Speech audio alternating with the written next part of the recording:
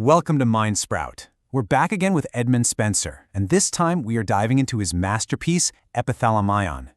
Now, this is a breathtakingly beautiful poem he wrote to celebrate his very own wedding day. It's often called one of the greatest in the English language. But hiding just beneath all that beauty is a really interesting debate. Is it a perfect, unified whole? For hundreds of years, pretty much everyone agreed this poem was genius, case closed. But then, way back in 1903, a critic named John Erskine made this one little comment. He basically said, hey, what if this isn't one single poem? What if it's just a collection of 24 amazing but totally separate songs? And that one idea kicked off a huge debate. And that's the big question we're tackling today. Is Erskine right? Is this just a playlist of beautiful moments? Or did Spenser weave this secret, complex structure into its very DNA, creating something way more profound? Well, we're going to get to the bottom of that mystery. Okay, so let's dive right in by looking at the poem's incredible architecture.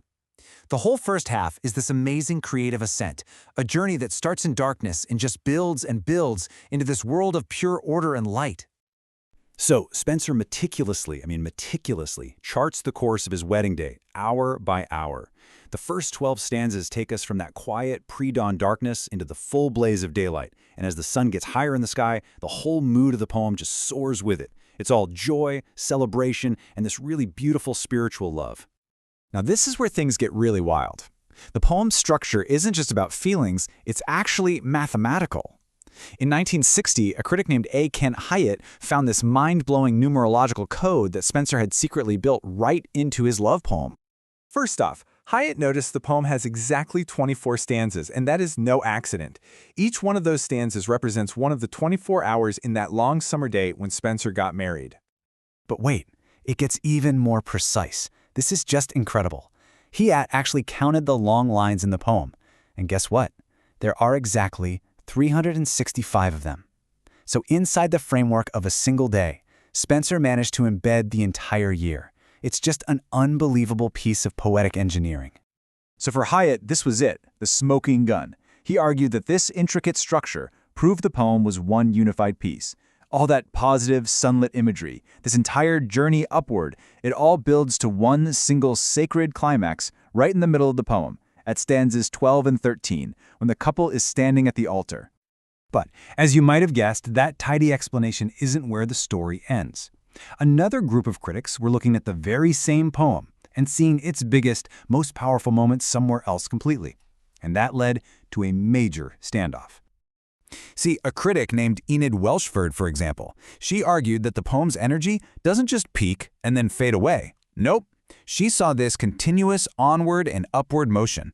For her, the ceremony at the altar was just a step towards an even holier, even more profound climax, the physical and creative union of the couple in the wedding bed. So, who do you believe? Is the big moment the spiritual union at the church, like Hyatt said, or does all that energy just keep building towards the physical consummation of the marriage, like Welsford believed? For a long time, it really seemed like you had to pick a side. Well, the answer, and this is what's so brilliant, is that they were both right. The poem isn't built like a mountain with a single peak. It has this revolutionary double climax structure. You get a spiritual climax of imagery right there at the altar, and then you get a narrative and creative climax in the final stanzas, celebrating the physical union. All right, so let's move to the second half of the poem and see how this all plays out. Because after that high point of the sunlit ceremony, the poem starts this very deliberate, very fascinating descent into the darkness of night. And man, does the mood shift. It's like a switch just flips. That joyous, sun-drenched public party of the first half, it gives way to this private, anxious, almost spooky tone. All the imagery of spring and new life gets replaced by the shadows and fears of a much colder, darker night. And these aren't just vague fears. He gets super specific. The groom, now alone with his bride, is actively trying to ward off all these threats. You've got these supernatural worries like witches and hobgoblins, but then there's the very real, very terrifying threat of house fires. And that's a stark reminder that Spenser was an Englishman living in Ireland, where his own home would later be burned to the ground by rebels. So you have this masterfully balanced structure, the ascent and descent, the public joy and the private fear. But what's it all for? What's the point? Well, it all serves the poem's ultimate profound goal, which is to grapple with the very nature of time itself. What the poem does here is just genius. It holds two different ideas of time in this perfect tension. On one hand, you've got linear time, this one, unique, unrepeatable wedding day that's going to be over in a flash. But on the other hand, you've got cyclical time, the turning of the seasons, the 24-hour day, the promise that this wedding day will come back year after year as an anniversary. And that brings us to the poem's final, magical purpose. In the very last lines, Spenser says his poem will be an endless monument for his bride, made from this one short time.